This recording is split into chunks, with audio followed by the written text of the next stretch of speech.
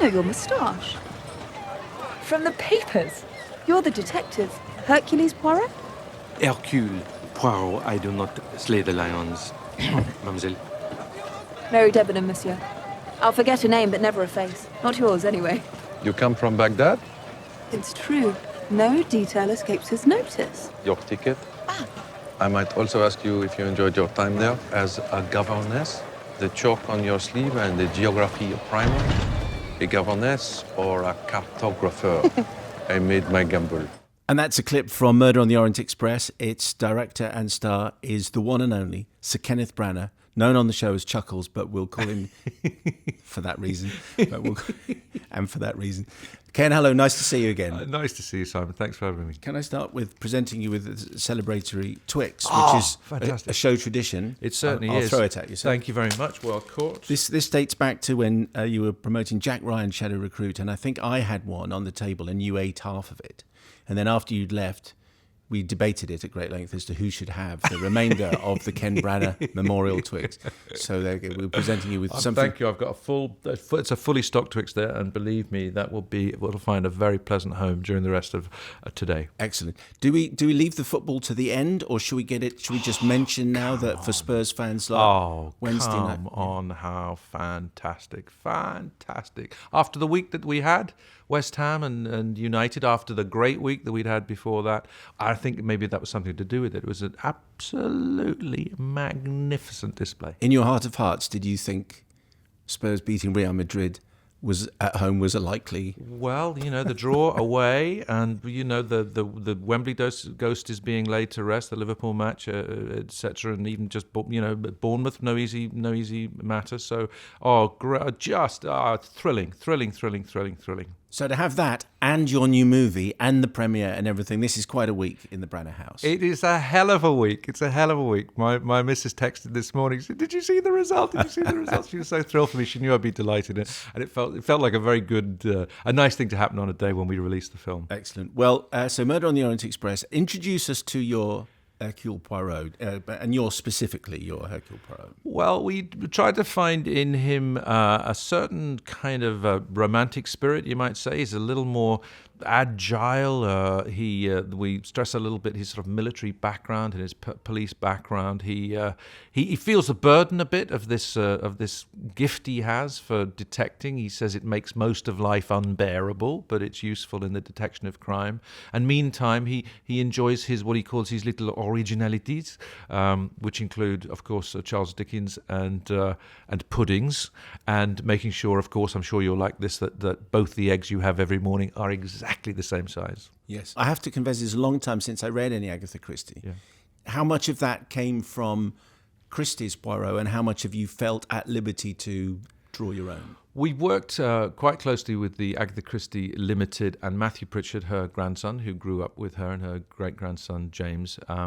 And they allowed us a bit of freedom about what we might consider the spirit of Christie. And you read what she enjoyed about him, and sometimes she was annoyed by this creation that became bigger than most of her other work.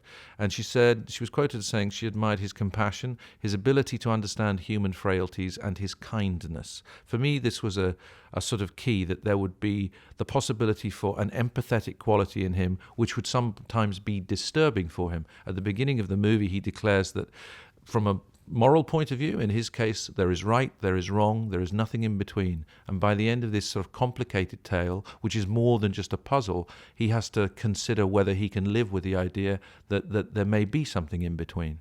Just on the Agatha Christie original, the word, I seem to remember reading that she was disappointed with Albert Finney's moustache in the 1974 version, that it wasn't quite flamboyant enough.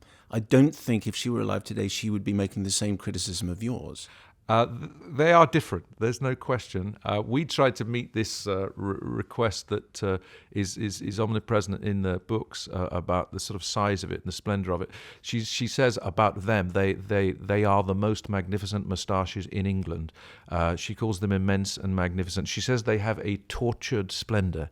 I can tell you from the experience of working with this moustache, I can absolutely underline the torture thing. I hope we got the splendor thing. Did you try to grow it yourself? I mean, It's Simon. You have a slightly disappointing facial hair. Well, to even thing hear at the you moment. say that, obviously it's hurtful and a Sorry. bit disappointing. But no, I can see you're being genuine I and honest. only saw the film yesterday. I was kind of hoping you might have something on. Instead, we have a little fluf de boom, one might say, on the top of my lip here, at the beginning of my Movember activities. But no, I tried, follically beaten. I felt as though I was less of a man than I'd originally hoped I could be. I also tried teasing it. I tried pulling it out, because the books are full of Poirot playing with his own moustache in every conceivable way. But I was beaten, and so the magic of glue. Which works very impressively. And once we might laugh just to start with, and then they become part of you, and you are very much our new Hercule Poirot. Belgian? What is it? Do you do a Belgian accent as opposed to a French, or is there really no difference?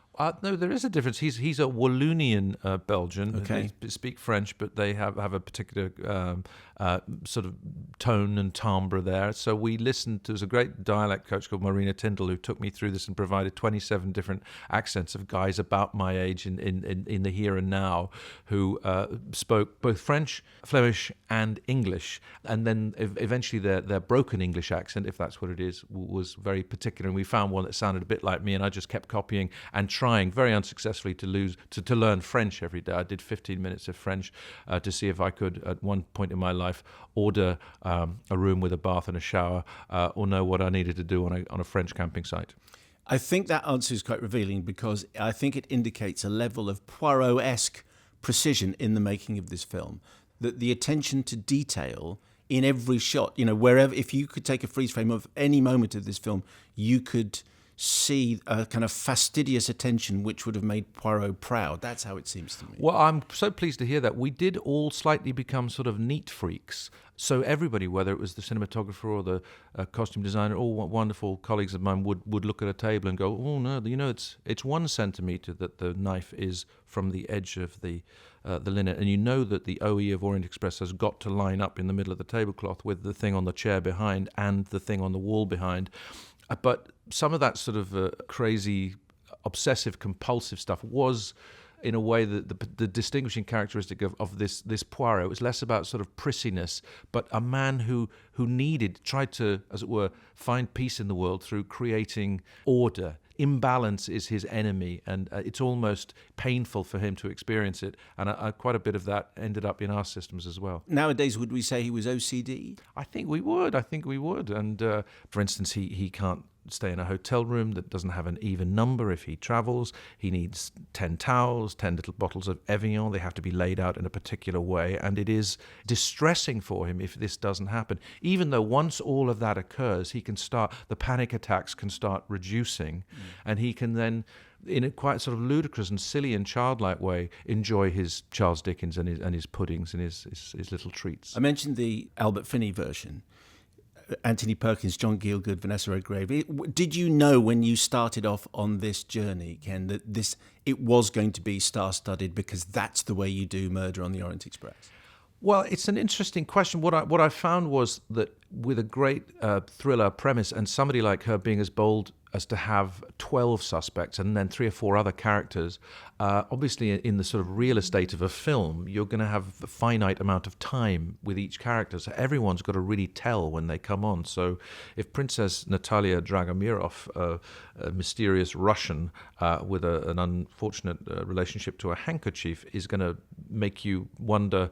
This is Judi Dench. Then Judi Dench is who you need, and Olivia Colman needs to be Hildegard Schmidt. And when the two of them are together, you think, well, it's got to be, can't it? But then you open the door and there's Michelle Pfeiffer. You think, well, no, but it's got to be Michelle Pfeiffer, because the rule often is that it's the most famous person must have done it, isn't it? So we play a little bit with that because there's an equality of status. We were talking to Amanda Iannucci last week about the casting of Death of Stalin, which is sort of full of amazing performances. And I wonder does one follow from the other? If you have Michelle Pfeiffer in place, does it then follow that you inevitably, or do you go to Derek Jacobi first? I mean, I don't know. How does that work? In this one, the magic key was Judi Dench. Judi Dench said yes before I finished asking the question about whether she'd do it. I tricked her rather by providing the same loaded clue that was the handkerchief, but this time with her initials on it, and she rather liked that. she became the sort of magnet that people like Johnny Depp and Michelle Pfeiffer flew to. And Michelle Pfeiffer, when she met Judy, was in tears. A lifetime of worshipping that woman. She got sweetly, not upset, but she was very full. This was a big thing for her to act with somebody like Judy. 66 novels between 1920 and 1976. The most widely read novelist in history. 2 billion copies of her books sold. I suppose it's easy to forget now because there aren't any new ones, quite what an extraordinary powerhouse Agatha Christie was. When you're constructing a whodunit, Ken, is it a problem, the fact that a lot of people will actually know and remember either from the book or the previous films? Powerhouse is a great word to describe her as, because we so often deal with the image of a woman in cardigan and pearls. I saw a picture of her yesterday on the Orient Express, absolutely alive with delighted humour. It was a real sort of reportage photo, and it was wonderful to see. With me, regarding the other part of your sort of observation there, when I read detective fiction, which I do a lot, I never get who did it until they tell me, and I forget quite quickly afterwards. I think this is a story that many people claim to have read or claim to know the ending of and may not. But if they do, I think we've made a change at the beginning of the picture. That is different. You certainly have, yeah. Exactly, and so I think we start to unsettle a bit. We have different characters. Penelope Cruz plays someone called Pilar Estravados, who's from another Poirot novel, in which there is a double twist regarding that character. And we also, I think, add what you might call a sort of moral coda at the end. Once the who done it and how they did it, and then this critical, quite emotionally infused why they did it, leads to, so what do we do now? What is justice? What is revenge? Can I ask you, as one of our leading directors, and I'm sure you're being asked this a lot at the moment, what you have made of the current furore is probably the best word to describe what is being discussed in the movie world and elsewhere. But we started with Harvey Weinstein, it's moving into a Kevin Spacey story. But what you have made of all the reporting and what's happening and the impact you think it'll have on your industry? Well, it seems to be having, through all the pain and horror, frankly, that it's revealing, potentially, I hope, a sort of a positive possible sea change in the way these unacceptable behaviors and these cruelties perpetrated on vulnerable individuals through the abuse and misuse of power. I hope and believe that the way in which the spotlight has fallen not only on this industry but across other workplaces can, as the Buddhists say, potentially mean that the greatest possibility of advancement occurs at the greatest point of negativity. It does seem incredibly negative and shocking, and I hope that it leads to, and it seems to, I don't know what you feel about it, it seems to feel as though a seismic shift is at work here. And that sea change, that seismic shift, you think we'll know that and we'll recognise it, and this time next year things will feel different?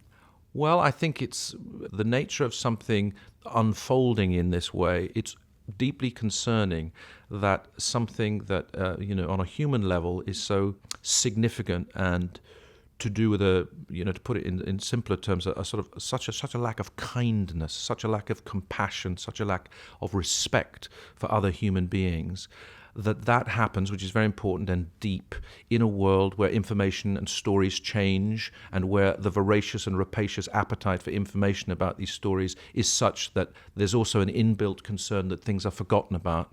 I think part of that sea change is, can this be more than a storm or an awful storm that gathers attention? Can it in fact have a traction that says that this must change and have a lasting effect, not simply through to the next news cycle? Ken Branagh, thank you very much indeed for talking to us. Thank you.